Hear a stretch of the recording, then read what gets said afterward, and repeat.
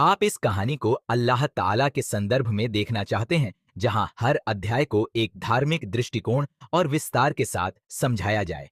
चलिए हर अध्याय को इस तरीके से देखते हैं कि यह इंसान की आध्यात्मिक यात्रा, उसकी परीक्षा और अल्लाह की रहमत और इंसाफ का प्रतिबिंब बने। अध्याय 1, आईने का श्राप, हॉरर और विस्तार में। रात गहरी और भयानक थी। आकाश काले बादलों से ढका हुआ था और बिजली की गड़गड़ाहट ने आसमान को कई बार चीर दिया। मीरा अपने कमरे में अकेली बैठी थी। उसका मन बेचैन था।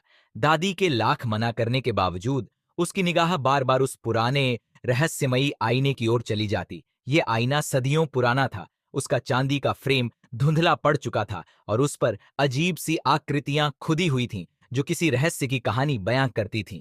दादी ने हमेशा कहा था, मीरा, इस आईने से दूर रहना, यह श्रापित है। इसे छूने से ऐसा रास्ता खुल जाएगा जिसे बंद करना मुमकिन नहीं। लेकिन मीरा के भीतर का कौतूहल धीरे धीरे डर पर भारी पड़ने लगा। जैसे ही आधी रात का घंटा हुआ, हवाओं ने अपना सुर बदला, खिड़कियां खड़खड़ाने लगीं और कमरे में हल्की सी सिहरन भर गई। मीरा का दिल जोर जोर से धड़कने लगा। उसे लगा कि कोई उसका नाम धीरे से पुकार रहा है। आवाज इतनी धीमी थी कि यकीन करना मुश्किल था, लेकिन वह स्पष्ट थी, कहीं गहराई से आती हुई। मीरा धीरे धीरे आईने के करीब पहुंची। उसकी सांसें भारी हो रही थीं और हर कदम उसके भीतर की बेचैनी को बढ़ा रहा था। आईने की सतह चमकने लगी, जैसे वह किसी जीवित चीज का हिस्सा हो। उसकी अपनी परछाई आईने में झलक रही थी, लेकिन अजीब बात यह थी कि वह परछाई वैसी नहीं थी जैसी उसे होनी चाहिए। उसकी परछाई मुस्कुरा रही थी, लेकिन वह मुस्कान सामान्य नहीं थी। यह एक भयावह और ठंडी मुस्कान थी, जैसे वह मीरा का मजाक उड़ा रही हो। आईने के भीतर की आकृतियां अब साफ हो रही थीं। परछाई ने अपना हाथ आईने की ओर बढ़ाया और जैसे ही मीरा ने उसे रोकने के लिए अपने हाथ बढ़ाए, आईना झिलमिलाने लगा। खिंच जाना। मीरा के हाथ आईने की सतह को छूते ही वह एक झटके से पीछे खींच ली गई।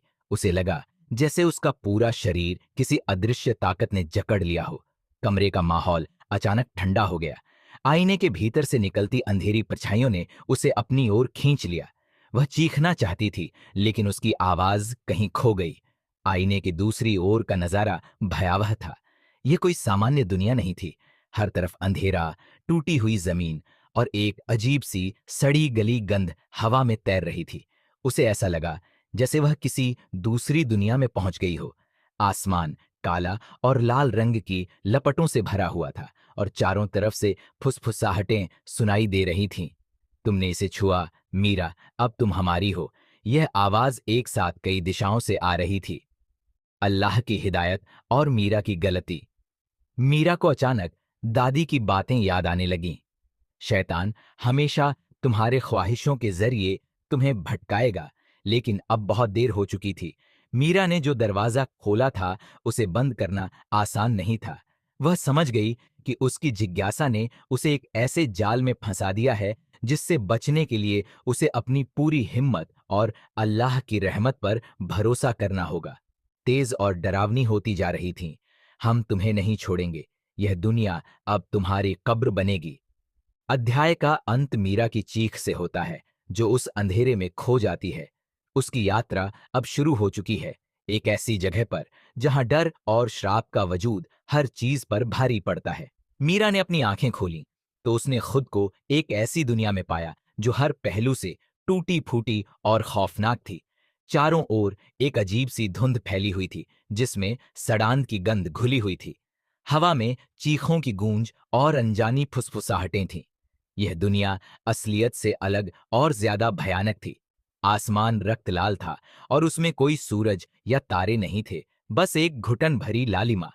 जमीन टूटकर बिखर चुकी थी। हर जगह काले गड्ढे थे, जिनसे किसी अज्ञात चीज की आवाजें आ रही थीं। इमारतें जो कभी शानदार रही होंगी, अब ध्वस्त और खंडहर बन चुकी थीं। उनके दरवाजों और खिड़कियों से अजीब सी परछाइयां झांक रही थीं, जो मीरा को देख मुस्कुरा रही थीं। मीरा का शरीर ठंड से कांप रहा था और उसका दिल जोर जोर से धड़क रहा था। उसने खुद से कहा, यह मैं कहाँ आ गई हूं? यह जगह क्या है? टूटी हुई दुनिया और गुनाहों का प्रतीक। यह जगह किसी इंसानी जिंदगी के गुनाहों की तस्वीर थी। जैसे कि जब इंसान अल्लाह की याद से दूर हो जाता है तो उसकी आत्मा बिखरने लगती है। कुरान में कहा गया है कि जो लोग अल्लाह की राह छोड़ देते हैं उनकी जिंदगी अंधकार और दुखों से भर जाती है। मीरा समझ नहीं पा रही थी कि वह कहाँ थी। तभी उसने एक गहरी और ठंडी आवाज सुनी, यह दुनिया तुम्हारे लिए नई है, लेकिन हमारे लिए यह कब्र बन चुकी है। राजकुमार कियान का परिचय। मीरा ने पलट कर देखा। एक लंबे, सजीले लेकिन रहस्यमयी व्यक्ति उसके सामने खड़ा था। उसकी आंखें चांदी की तरह चमक रही थीं और उसके माथे पर एक मुकुट था जो हल्की लाल रोशनी में चमक रहा था। तुम कौन हो? मीरा ने हिम्मत करके पूछा। मैं कियान हूं, उसने कहा, इस टूटी हुई दुनिया का अंतिम उत्तराधिकारी। लेकिन यह दुनिया अब मेरी नहीं रही, यह श्रापित है और यह श्राप मेरे पिता की लालच और गुनाहों का परिणाम है। कियान ने अपनी बात जारी रखी। उसने मीरा को बताया कि यह जगह परछाइयों का साम्राज्य है। यह दुनिया उस समय टूट गई जब उसके पिता, जो इस साम्राज्य के राजा थे, ने अल्लाह के बनाए कायदे कानून को तोड़ने की कोशिश की। वह दोनों दुनियाओं, असल और परछाइयों की, को मिलाकर असीम ताकत हासिल करना चाहता था, लेकिन उसकी इस कोशिश ने दुनिया को बर्बाद कर दिया। कियान ने बताया कि यह श्राप सिर्फ उसके पिता पर नहीं बल्कि पूरे साम्राज्य पर पड़ा।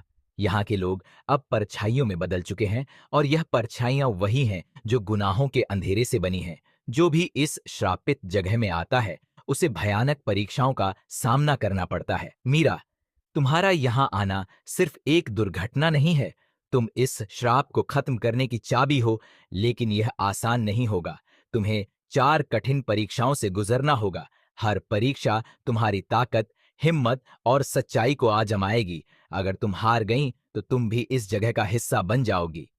मीरा ने अपनी हिम्मत को समेटा और पूछा, मैं यह कैसे करूंगी? मैं सिर्फ एक साधारण इंसान हूं। कियान ने उसकी ओर देखा और कहा, तुम्हारे अंदर वह ताकत है जो तुमने अब तक नहीं देखी। लेकिन याद रखना, यह सफर तुम्हें खुद को अल्लाह के करीब लाने का भी मौका देगा। हर परीक्षा में तुम्हें अपनी कमजोरियों और गुनाहों का सामना करना होगा। डरावनी दुनिया का वर्णन। मीरा और कियान आगे बढ़े तो उसने देखा कि हर चीज में एक भयानक ऊर्जा थी। दीवारों पर अजीब आकृतियां खुदी हुई थीं जो बार बार बदलती थीं। कभी वे इंसानों की चीखती हुई शक्लें बन जाती तो कभी सर्प जैसे जीव। रास्ते में टूटी हुई जमीन से हाथ बाहर निकलते और मीरा को पकड़ने की कोशिश करते। यह दुनिया केवल गुनाहों का प्रतीक नहीं थी बल्कि यह शैतान के धोखे और इंसानी लालच का जीता जागता प्रमाण थी। अल्लाह की चेतावनी। कियान ने कहा, यह दुनिया एक नसीहत है। अल्लाह ने इंसान को हमेशा चेताया है कि वह अपनी ख्वाहिशों और शैतान के वसवसों से बचा रहे। जो इंसान अपने नफ्स पर काबू नहीं रखता उसकी दुनिया ऐसे ही टूटकर बिखर जाती है। मीरा को समझ आ रहा था कि यह सफर केवल भौतिक दुनिया से नहीं बल्कि उसके दिल और आत्मा की गहराइयों से भी जुड़ा हुआ था। अध्याय का अंत। अचानक दूर से एक भयानक चीख सुनाई दी। जमीन हिलने लगी और एक अंधेरे कोने से बड़ी डरावनी आकृति उनकी ओर बढ़ने लगी। कियान ने मीरा का हाथ पकड़ा और कहा, अब समय आ गया है। यह तुम्हारी पहली परीक्षा की शुरुआत है। डर को अपने ऊपर हावी मत होने देना। मीरा का दिल जोर से धड़कने लगा। वह जानती थी कि आगे का सफर न केवल खतरनाक बल्कि उसकी आत्मा के लिए भी एक परीक्षा था। इस अध्याय की खौफनाक तासीर। पन, टूटी हुई दुनिया, गुनाहों और इंसानी कमजोरियों का भयानक प्रतीक। 2. श्राप का असर। गुनाहों का परिणाम केवल इंसान पर नहीं बल्कि पूरी दुनिया पर पड़ता है। 3. अल्लाह की राह। यह अध्याय इंसान को नसीहत देता है कि उसे हमेशा अल्लाह की याद में रहना चाहिए ताकि उसकी दुनिया और आत्मा न टूटे। टूटा हुआ राजा। डरावना और गहराई से विवरण। मीरा और कियान एक सुनसान अंधेरे महल के खंडहर में खड़े थे। इस महल के पत्थर कभी बर्फ सी सफेद और चमकदार हुआ करते थे, लेकिन अब वे काले और दरारों से भरे हुए थे। दीवारों पर सूखे खून की धारियां थीं और हवा में एक भारीपन था जो मीरा के सीने पर बोझ बनकर उतर रहा था। कियान ने गहरी आवाज में कहा, यही वह जगह है जहां से सब कुछ शुरू हुआ था। यही वह जगह है जहां मेरे पिता का पतन हुआ। कियान ने मीरा को अपने पिता, उस समय के शक्तिशाली और न्यायप्रिय राजा की कहानी सुनाई। राजा का नाम किसी भी इंसान के लिए गर्व का प्रतीक हुआ करता था। उसकी सत्ता का लोहा दूर दूर तक माना जाता था। लेकिन जैसे जैसे उसका साम्राज्य बड़ा होता गया, वैसे वैसे उसके दिल में लालच और अहंकार घर करने लगा। मेरा पिता केवल राजा नहीं बनना चाहता था, कियान ने कहा, वह खुदा बनना चाहता था। उसने सोचा कि अगर वह दोनों दुनियाओं, इस असली दुनिया और परछाई की दुनिया को मिला ले तो वह अमर हो जाएगा। उसे लगा कि वह किसी ताकतवर खुदाई शक्ति से भी ऊपर उठ सकता है। शैतान की फुसफुसाहटें। यह लालच और घमंड उसे शैतान के जाल में खींच ले गया। उसने परछाई की दुनिया के गहरे रहस्यों को खोलने के लिए जादू और अंधेरे की ताकतों का सहारा लिया। उसने वह आईना तैयार किया जो अब मीरा के सामने था। आईना सिर्फ दो दुनियाओं को जोड़ने वाला माध्यम नहीं था, बल्कि शैतान की ताकतों का प्रतीक था। लेकिन जैसे ही राजा ने दोनों दुनियाओं को जोड़ने की कोशिश की, वह खुद अपनी परछाई में कैद हो गया। उसकी परछाई उसके अंदर के गुनाहों और लालच की सूरत में बाहर आई, एक ऐसी परछाई जो नफरत और बर्बादी की मूर्त थी। यह परछाई इतनी शक्तिशाली थी कि उसने राजा की असली आत्मा को निगल लिया और पूरे साम्राज्य को श्रापित कर दिया। अब वह केवल एक परछाई है, कियान ने कहा। उसकी आत्मा कहीं खो गई है और उसका असली शरीर एक बर्बाद प्रतिबिंब में बदल गया है। वह न इंसान है, न पूरी तरह से परछाई, वह केवल अंधकार है। कियान ने दीवार पर एक पुरानी पेंटिंग की ओर इशारा किया। पेंटिंग में राजा को दिखाया गया था। उसके सिर पर मुकुट था और उसके चेहरे पर एक गर्वीली मुस्कान थी। लेकिन अब वह मुस्कान भयावह और नकली लग रही थी। पेंटिंग से एक अजीब सी ठंडी हवा निकल रही थी, जैसे वह जीवित हो। यह वह नहीं था जो उसने सोचा था, कियान ने कहा। उसने सोचा कि वह ताकत और अमृता पाएगा, लेकिन उसने अपना सब कुछ खो दिया, अपना परिवार, अपना राज्य और अपनी आत्मा। राजकुमार का दर्द, कियान की आवाज में दर्द था। मैंने अपनी आंखों के सामने अपने पिता को उस परछाई में बदलते देखा और मैं कुछ नहीं कर सका। मैं तब बहुत छोटा था, लेकिन अब इस श्राप ने मुझे भी जकड़ लिया है। मैं इस टूटी हुई दुनिया में फंसा हुआ हूं। मीरा ने उसकी आंखों में देखा। उसमें गहरा दुख और पछतावा झलक रहा था। उसने महसूस किया कि कियान अपने पिता से नफरत नहीं करता था।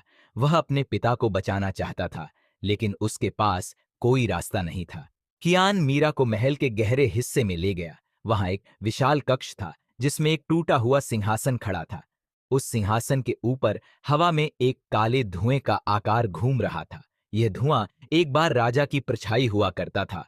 जैसे ही मीरा ने धुएं को देखा, उसे ऐसा लगा जैसे वह उसकी ओर खींच रही हो। उसकी सांसें भारी हो गईं और उसे अपने कानों में फुसफुसाहटें सुनाई दीं। तुम भी उसकी तरह बन सकती हो। अपनी कमजोरियों को अपनाओ, इस दुनिया की ताकत तुम्हारी है। कियान ने मीरा को झकझोरा। मत सुनो इन्हें, यह वही है जिसने मेरे पिता को निगल लिया। अध्याय का अंत। मीरा ने अपने दिल में हिम्मत जुटाई और फुसफुसाहटों को नजरअंदाज किया, लेकिन वह जानती थी कि आगे की राह और भी कठिन होगी। कियान ने कहा, यह सिर्फ शुरुआत है। मेरे पिता की परछाई अभी पूरी तरह से जागी नहीं है, लेकिन जैसे ही हम आगे बढ़ेंगे, यह और शक्तिशाली होती जाएगी। तुम्हें मजबूत रहना होगा। इस अध्याय की तासीर। 1. राजा का पतन। यह अध्याय इंसान के लालच और घमंड के भयानक परिणाम को दर्शाता है। 2. परछाई का श्राप। गुनाहों की सजा न केवल इंसान को बल्कि उसके आसपास की दुनिया को भी प्रभावित करती है। 3. राजकुमार का दर्द। यह दिखाता है कि सच्चाई और सब्र के साथ इंसान कठिनाइयों का सामना कर सकता है। मीरा और कियान ने टूटी हुई दुनिया के अंधेरे को पार करते हुए एक विशाल गुफा के सामने खुद को खड़ा पाया। गुफा का मुंह किसी भूखे जानवर की तरह खुला हुआ था और भीतर से ठंडी हवा बाहर आ रही थी, जैसे गुफा खुद सांस ले रही हो। गुफा का नाम था गुमशुदा रूहों की कंदरा, एक ऐसा स्थान जहां लोग अपनी आत्मा और हिम्मत खो देते थे। कियान ने गंभीर स्वर में कहा, यहां तुम्हें अपनी सबसे बड़ी परीक्षा का सामना करना होगा। इस गुफा में छायाएं रहती हैं। वे तुम्हारे डर, तुम्हारे गुनाह और तुम्हारी कमजोरी का रूप लेंगी। अगर तुम हार गई तो यह गुफा तुम्हें हमेशा के लिए निगल लेगी। गुफा का प्रतीक। गुफा अंधकार और भटकाव का प्रतीक थी। गुफा के भीतर मीरा ने हिम्मत जुटाई और गुफा में कदम रखा। अंदर का माहौल डरावना और भारी था। हर तरफ अजीब सी फुसफुसाहटें सुनाई दे रही थीं। यह आवाजें गुफा की नहीं थीं, बल्कि मीरा के अपने दिमाग और नफ्स से आ रही थीं। तुम यहां क्यों आई? एक आवाज गूंजी। तुम कमजोर हो, तुम इस परीक्षा को कभी पास नहीं करोगी। मीरा ने आवाज की तरफ देखा। उसकी आंखों के सामने उसकी दादी की छवि प्रकट हुई, लेकिन यह छवि विकृत थी। उसकी दादी की आंखें लाल थीं और उसके चेहरे पर एक डरावनी मुस्कान थी। तुमने मेरी बात नहीं मानी मीरा, छवि ने कहा। तुमने आईने को छुआ। अब यह सब तुम्हारी गलती है। तुम यहां से कभी नहीं निकलोगी। मीरा का दिल तेजी से धड़कने लगा। वह जानती थी कि यह उसकी दादी नहीं थी, बल्कि उसका डर था। बाहरी छायाओं का हमला। गुफा के अंदर छायाएं मूर्त रूप लेने लगीं। ये छायाएं न केवल अंधकार थीं, बल्कि वे मीरा के खुद के डर और पछतावे का प्रतीक थीं। एक छाया उसकी शक्ल में प्रकट हुई, लेकिन इसका चेहरा घावों और खून से भरा हुआ था। तुम मेरे जैसी हो, छाया ने कहा। तुम्हारे अंदर अंधकार है। तुम खुद को इससे बचा नहीं सकती। क्यों लड़ रही हो? मीरा ने अपने हाथों को कसकर बांध लिया। उसे अपनी दादी की कही बात याद आई। जब डर तुम्हें घेर ले, तब अल्लाह को याद करो। उसने अपनी सांसें नियंत्रित कीं और जोर से कहा, तुम मेरे डर हो, लेकिन मैं अल्लाह पर भरोसा करती हूं। मुझे तुमसे डरने की जरूरत नहीं। अंधकार से प्रकाश तक। जैसे ही मीरा ने यह कहा, गुफा की दीवारों पर हल्की रोशनी चमकने लगी। छायाएं चीखने लगीं, जैसे उन्हें जला दिया गया हो। यह रोशनी उसकी दुआ और उसकी हिम्मत की थी, जो अंधकार को चीर रही थी। लेकिन परीक्षा अभी खत्म नहीं हुई थी। गुफा के सबसे गहरे हिस्से में एक विशाल दरवाजा था, जिसके पीछे पहली चाबी छिपी थी। दरवाजे को खोलने के लिए मीरा को अपनी सबसे बड़ी कमजोरी का सामना करना पड़ा। दरवाजे के सामने उसे एक आईना दिखाई दिया। इस आईने में उसका अपना प्रतिबिंब था, लेकिन यह प्रतिबिंब उसके खिलाफ बोल रहा था। तुम कमजोर हो मीरा, तुमने हमेशा गलत फैसले लिए हैं। तुम दूसरों को बचाने के लिए कुछ नहीं कर सकती। मीरा की आंखों में आंसू आ गए, लेकिन उसने अपने दिल में अल्लाह को पुकारा। ऐ अल्लाह, मुझे हिम्मत दे। मुझे इस अंधकार से निकाल। चाबी की प्राप्ति। जैसे ही उसने यह दुआ की, आईना टूट गया और दरवाजा खुल गया। उसके पीछे एक चमकती हुई चाबी थी। यह चाबी काले पत्थर से बनी थी और उसमें से हल्की रोशनी निकल रही थी। कियान ने पीछे से कहा, तुमने अपनी पहली परीक्षा पास कर ली, लेकिन आगे की राह और भी कठिन होगी। मीरा ने चाबी को कसकर पकड़ा। उसने महसूस किया कि यह सिर्फ एक चाबी नहीं थी, बल्कि उसकी खुद पर जीत का प्रतीक थी। उसने अपने डर, अपने नफ्स और अपनी कमजोरियों पर काबू पा लिया था। नाल अध्याय का तासीर। जुन, छायाएं और गुफा, ये इंसान की कमजोरियों और गुनाहों का प्रतीक है। 2, मीरा की परीक्षा, यह हमें याद दिलाती है कि जब इंसान अल्लाह पर भरोसा करता है, तो वह हर अंधकार को पार कर सकता है। डर से जीत। इस अध्याय से यह संदेश मिलता है कि डर और कमजोरी से भागने के बजाय उनका सामना करना चाहिए।